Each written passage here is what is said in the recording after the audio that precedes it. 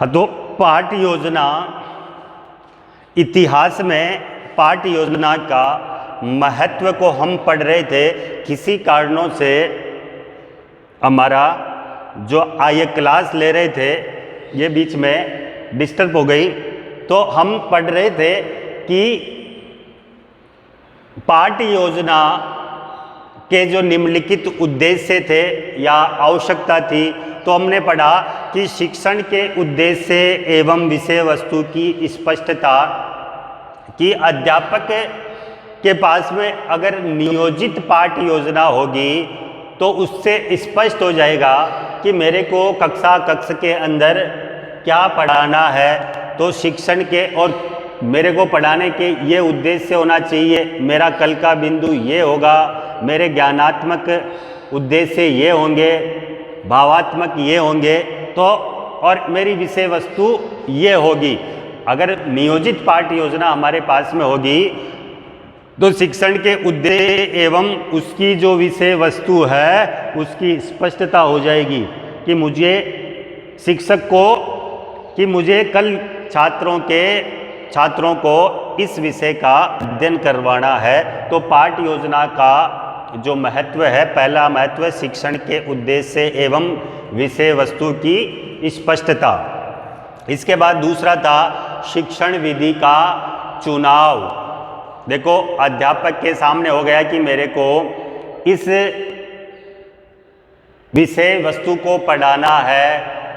अब ठीक है, पढ़ाना है, क्यों पढ़ाना है ये तो हो गया। अब आता है अध्यापक के सामने कि मुझे किस विधि से पढ़ाना है।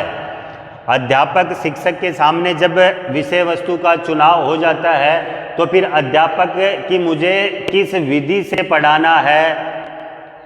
शिक्षण के अंदर बहुत सारी विधियां होती है, मेरी जो विषय वस्तु है उसको पढ़ाने के लिए कौन सी विधि उपयुक्त होगी जिससे छात्रों को आसानी से मेरी विषय वस्तु समझ में आ जाए।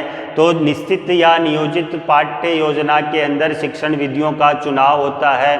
इसके बाद तीसरा था सहायक सामग्री का चयन एवं उनका निर्धारण।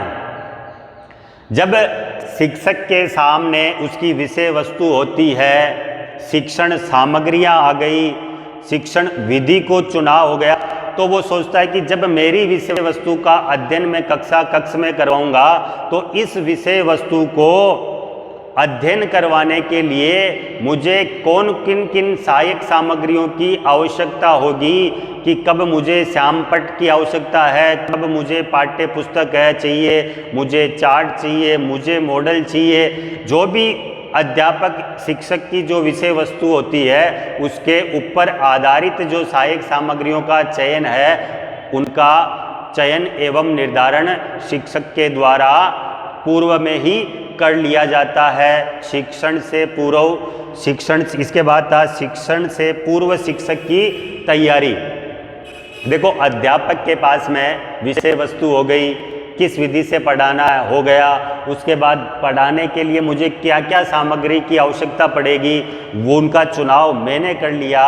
अब मुझे तैयारी करनी है कि मुझे किस समय कक्षा के अंदर क्या क्या करना है।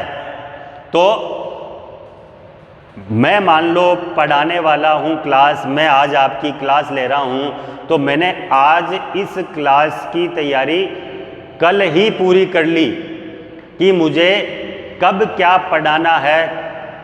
तो कब मेरे को आपसे प्रश्न पूछने हैं, कब मेरे को आपसे बात करनी है, कब मेरे को श्यामपट्ट का कार्य करना है, कब मुझे आपको मॉडल दिखाना है, कब मुझे आपसे मूल्यांकन प्रश्न करने हैं। तो इन सब चीज़ों की तैयारी मैंने पूर्व में ही कर ली। तो शिक्षण से पूर्व शिक्षक की तैयारी। इसके बाद में था हमारा शिक्षक तथा शिक्षार्थी क्रियाओं का निर्धारण, कि जब भी कक्षा के अंदर मैं मेरे कालांश के अंदर अध्ययन करवाऊंगा तो मेरे और छात्रों के बीच में किन किन क्रियाओं का निर्धारण होना है, मुझे क्या क्रियाएं करनी है और छात्रों को क्या क्रियाएं करनी है, या मुझे छात्रों के द्वारा किन किन क्रियाओं को करवाना है, इन सभी चीज़ों का निर्धारण पाठ योजना से पूर्व कर लिया जाता है। और इसके बाद में था समय तथा शक्ति का सदुपयोग। अगर नियोजित पाठ योजना बनी हुई होती है तो उसके अंदर समय और शक्ति का सदुपयोग अच्छे से होता है कि मेरी नियोजित पाठ्य योजना है, मैंने निर्माण किया है। जैसे मैं जो अभी क्लास ले रहा हूँ, मैं पहले से तैयारी करके आया हूँ कि मुझे आपको 20 मिनट पढ़ाना है, 25 मिनट पढ़ाना है, 30 मिनट पढ़ाना है। जो मेरा नियोजित पाठ है, जो मैं बना के लाया हूँ, उसको मुझे कितनी देर तक पढ़ाना है और मेरे पास में एक निश्चित समय है, उस समय में मैं आपको क्या क्या पढ़ा सकता हूँ। तो नियोजित पाठ योजना के अंदर समय और शक्ति का सदुपयोग होता है। उसके बाद में था मूल्यांकन संभव। जो मैंने आज आपको पढ़ाया,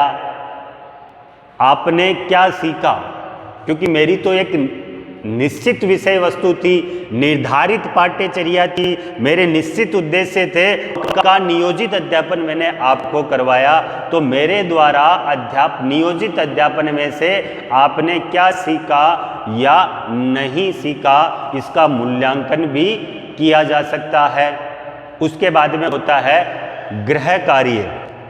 देखो, पाठ योजना के अंदर गृह कार्य भी दिया जाता है और जो मैंने पढ़ाया उसका सार मैं छोटे से रूप में आपको घर पर कार्य करने के लिए दूंगा।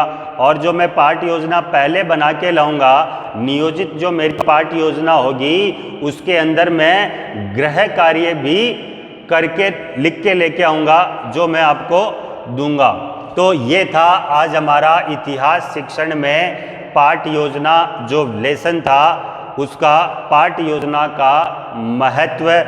उसके अंदर मैंने नियोजित शिक्षा बताई। नियोजित शिक्षा में निश्चित उद्देश्य, निश्चित पाठ्यक्रम, नियोजित अध्यापन। उसके बाद मॉर्सेल नाम के एक प्रसिद्ध दार्शनिक हुए, उन्होंने कहा पाठ योजना उत्तम शिक्षण में योगदान देती है। उसके बाद इन्होंने दूसरी कहा पाठ योजना उत्तम शिक्षण का निर्माण करती है। उसके बाद हमने पाठ योजना की आवश्यकता एवं महत्वों का अध्ययन किया। आज की क्लास में इतना ही। आगे की क्लास में हम आगे का बिंदु लेके आएंगे। तब तक के लिए नमस्कार। आप इन बिंदुओं को अपनी नोटबुक में उतार लीजिएगा।